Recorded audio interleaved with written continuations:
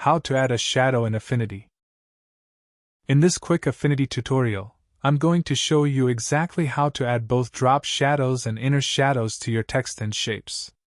It's a simple technique with a massive impact. Let's dive in.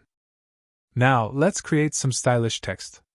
First, select the Artistic Text tool and let's type our phrase, Dev Voice Assistant.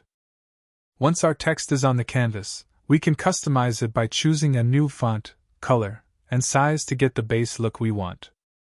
Now make sure the text layer is selected in the Layers panel, and then click the FX button to open the Layer Effects menu. A whole list of styling options will appear. From this list, we're going to check the box for outer shadow. This opens up a full set of parameters to design your perfect shadow.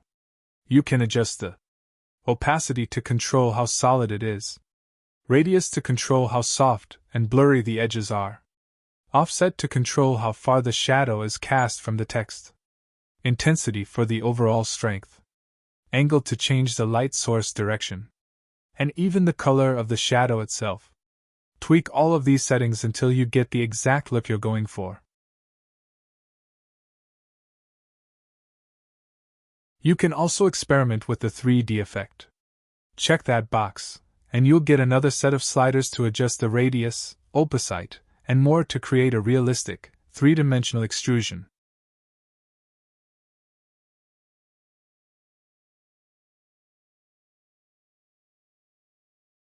Now, let's apply the same powerful effects to a shape.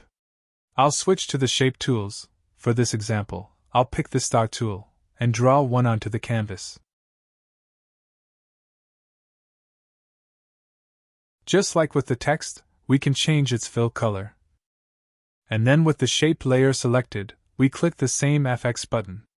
We can apply an outer shadow or 3D effect and have the same complete control over all the values: opacity, radius, offset, and angle.